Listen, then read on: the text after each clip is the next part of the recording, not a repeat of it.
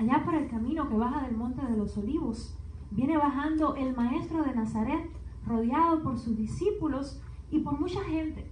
La mayoría de ellos ha venido con él desde Galilea. Otros se le han unido en pueblos y aldeas por los que ha pasado. Por ejemplo, al pasar por Betania, muchos se han juntado con él. Dicen que allí resucitó un hombre que había muerto hacía 4 días. Todos están muy entusiasmados. Tal vez no comparten la misma idea acerca de quién es exactamente este Jesús, un maestro, un profeta, un rey, o qué es lo que viene a hacer a Jerusalén. Si viene a predicar, a enseñar, a expulsar a los romanos paganos, a establecerse como rey, a inaugurar el reino de Dios. Alguno por ahí recuerda que él ha hablado algo de muerte y sufrimientos, pero todos coinciden en algo. Este tiene que ser aquel enviado de Dios que el pueblo de Israel ha estado esperando por siglos. Nos encontramos a Jesús entrando en la ciudad. Viene montado en un burro. Qué diferente de los generales romanos cuando hacen su entrada, o los reyes y gobernantes como Herodes. Para Jesús no hay calzadas adornadas, pero la gente espontáneamente ha cortado ramas de las palmeras y las han tirado al camino. Algunos han puesto sus mantos. Muchos gritan y agitan ramas de árboles y flores. No hay trompetas, pero todos gritan. Si prestamos atención, entenderemos qué es lo que están gritando. Hosana al Hijo de David, bendito el que viene en el nombre del Señor. Hosana en las alturas. Parece que muchos están recordando las palabras del Salmo 118. Allí se describe al Rey victorioso que viene en el nombre del Señor y es bienvenido con aclamaciones de júbilo al entrar por las puertas de la ciudad. ¿Y tú? ¿Ya has dado la bienvenida a Jesús en tu vida? ¿Le has abierto la puerta de tus pensamientos, de tus sentimientos, de tus opiniones, de tu hablar, de tu voluntad, de tus costumbres, de tus acciones? Él quiere entrar allí también. Viene para ser tu Rey y tu Salvador. Hosana. Amén.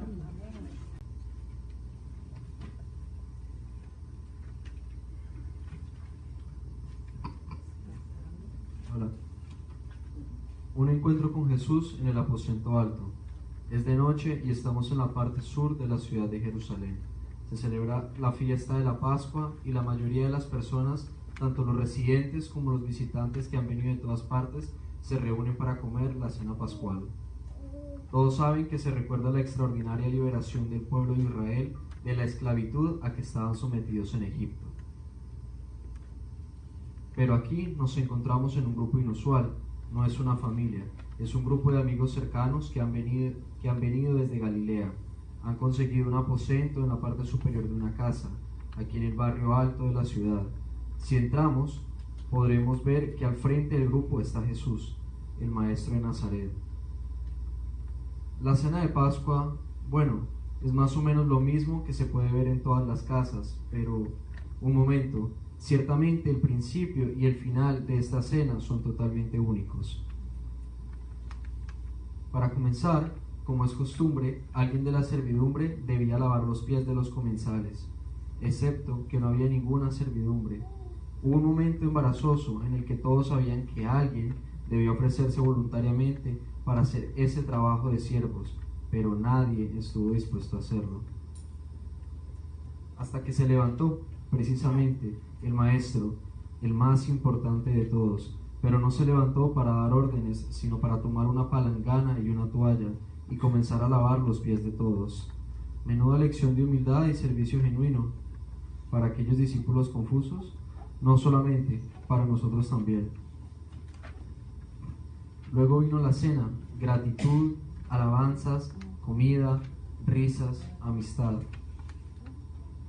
Y cuando estaba llegando a su fin, Jesús tomó aquel pedazo de pan sin levadura que se había reservado para el final, lo bendice, lo parte y les da a sus discípulos. Dice que ese pan representa su cuerpo, que también sería entregado y partido o quebrado por ellos.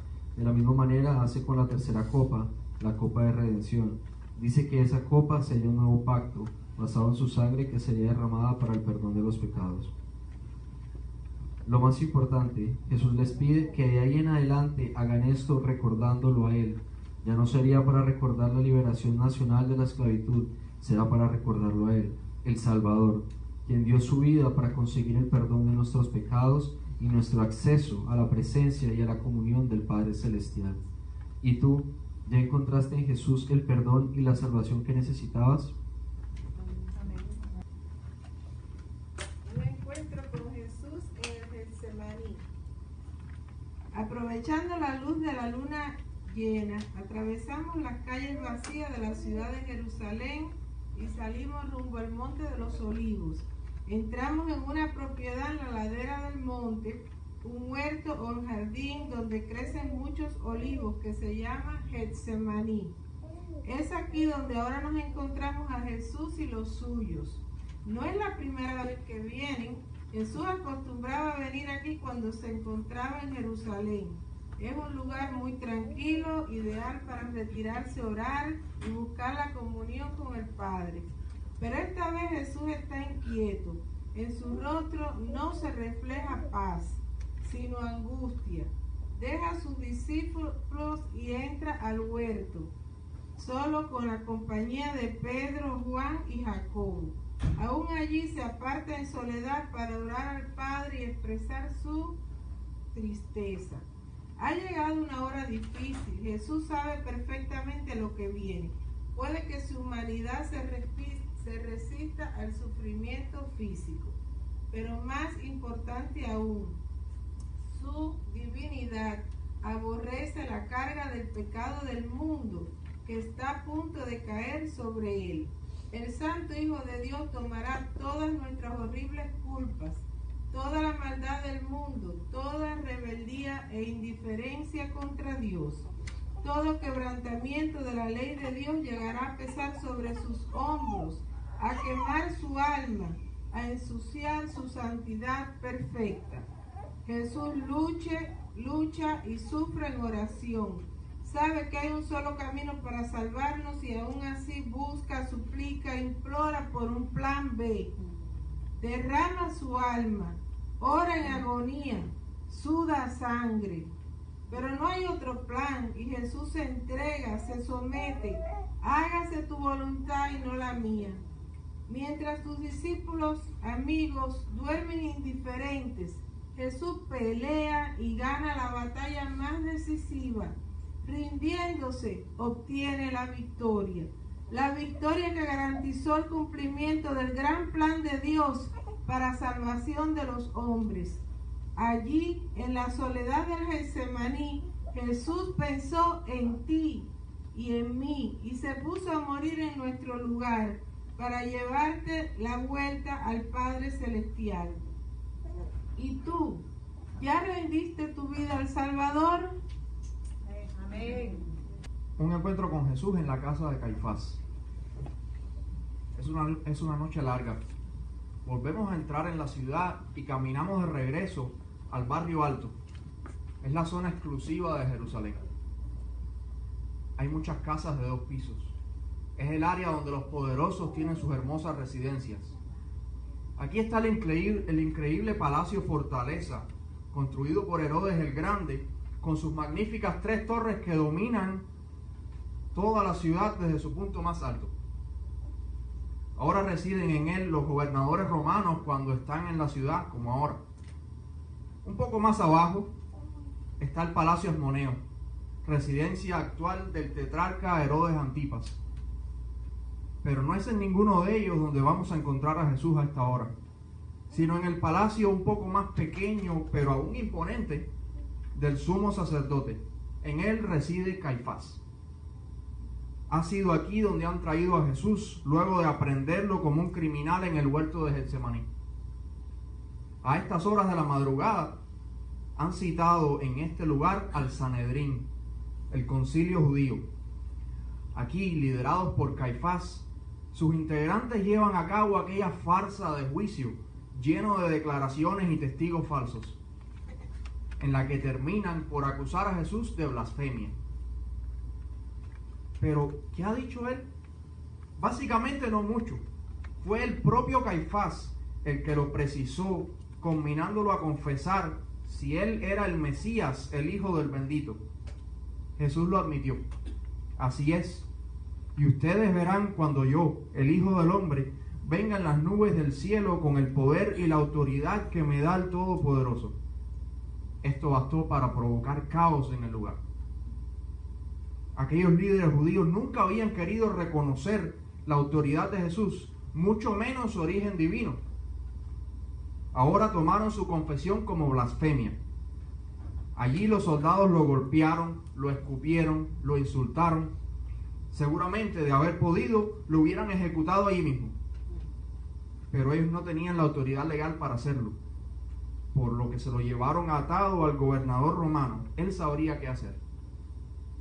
Mientras sucedía todo esto, los discípulos de Jesús, temerosos y confundidos, habían huido a esconderse. Pedro, quien siguió a Jesús de lejos hasta el patio del palacio de Caifás, no soportó la presión de los soldados y otros que allí estaban y negó 3 veces ser del grupo de los seguidores del Maestro. ¿Y tú? ¿Qué concepto tienes de Jesús?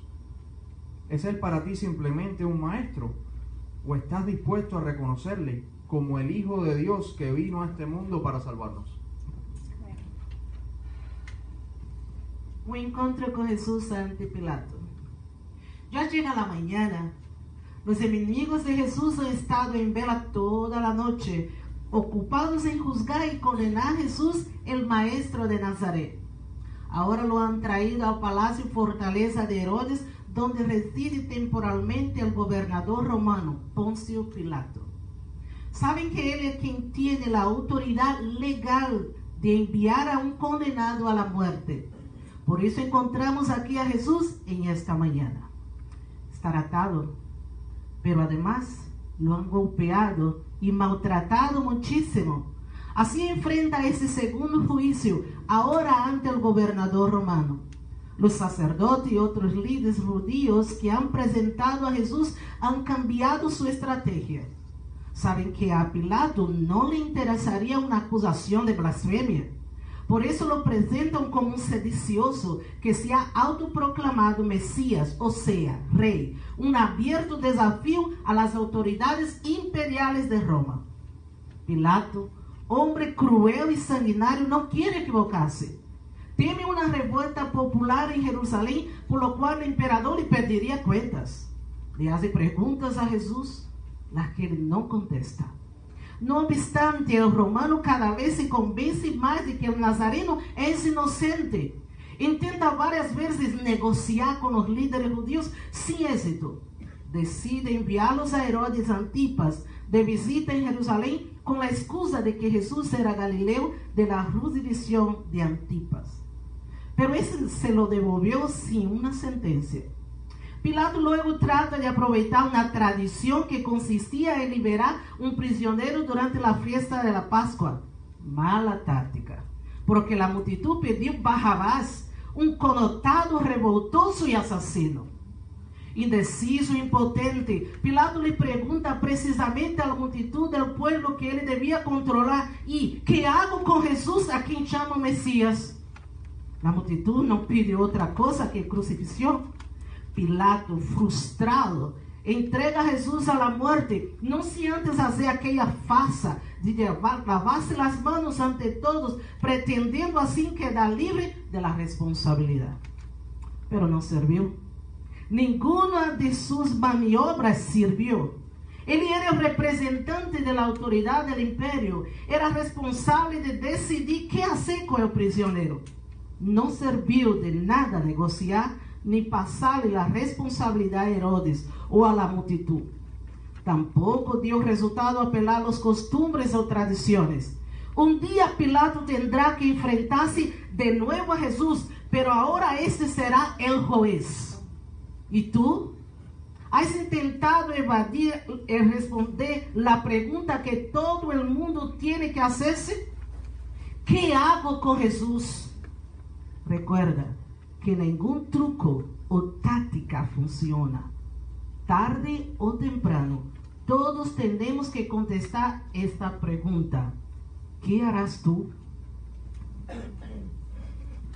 un encuentro con Jesús en el Calvario. Cuando eran cerca de las 9 de la mañana, Jesús fue llevado al monte de la Calavera, en las afueras de la ciudad. Antes, los soldados le habían puesto un manto rojo y una corona de espinas, burlándose de él como un rey de carnaval. En el monte, Jesús es clavado de manos y pies al madero de la cruz y expuesto a la vergüenza pública. Allí la gente se burla de él. También los líderes judíos que estaban frente a él, así como los ladrones que habían sido crucificados a su lado. Lo que ninguno de ellos supo reconocer era que aquel inocente estaba sufriendo allí por los pecados de toda la humanidad. En medio de su agonía, no solo vio Jesús que los suyos se habían mantenido lejos, sino que sintió que el Padre Celestial lo había abandonado. No podía ser de otra manera. Sobre su cuerpo había una montaña enorme, aunque invisible, formada por el pecado y la culpa de cada ser humano que ha vivido y vivirá sobre esta tierra. Tus culpas y las mías las llevó el Hijo de Dios y pagó por ellas en la cruz del Calvario. Toda nuestra deuda fue allí pagada, nuestro pecado expiado, nuestra redención consumada. Fue hecha posible nuestra reconciliación con Dios, y el camino de regreso hacia Él es precisamente ese Jesús que cuelga sobre el madero en el monte.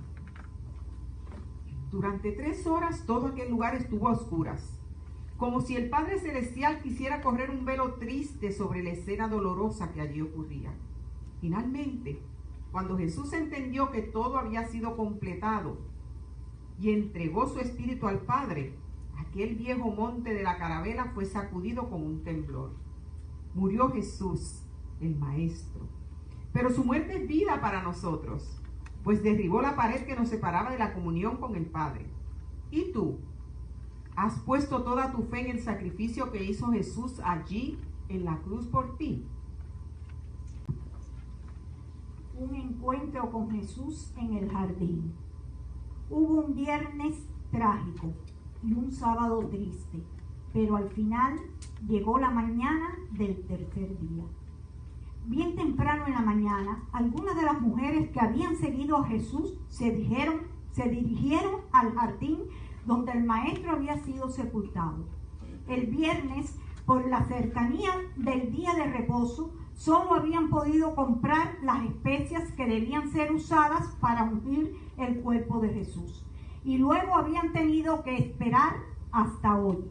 Siendo aún oscuro, se dirigieron al jardín y allí tuvieron un encuentro maravilloso. Con asombro, notaron que la enorme piedra que se cerraba la entrada de la sepultura ahora estaba totalmente fuera de su lugar, como si una mano poderosa la hubiera rodado para dejar libre la tumba. No tanto para que alguien saliera de ella, sino para que todos pudieran entrar y constatar lo increíble. Jesús no estaba allí. A quienes vieron primero fue a 2 mensajeros que las reprendieron por buscar a un vivo en un lugar de los muertos. Corrieron pues a contar la tremenda noticia a los discípulos. Jesús ha resucitado. Pero al dirigirse allá, se encontraron con el Maestro. Claro que era él, el mismo que ellas habían visto golpeado, herido, sangrante, agotado, muriendo. El mismo cuyo cuerpo habían preparado y depositado sin vida dentro de aquella tumba nueva. Pero ahora estaba vivo y no era una especie de espíritu. Ellas, postradas frente a él, abrazaron sus pies, lo tocaron y obviamente lo adoraron llenas de regocijo y asombro. Jesús había derrotado el poder de la muerte, había demostrado que él era quien afirmaba ser el Hijo de Dios, con toda la autoridad divina en sus manos. Sí, había muerto para pagar nuestras culpas, pero ahora exhibía plenitud de vida para ser nuestro Salvador. Esa fue la gran noticia que todos sus seguidores, mujeres y hombres, se dedicaron a dar a conocer, aún a riesgo de sus propias vidas, Jesús, el Hijo de Dios, nuestro Salvador, ha resucitado con poder. ¿Y tú? ¿Estás detenido en el tiempo del Cristo crucificado o sepultado? ¿O vives en el gozo y la victoria del Señor resucitado?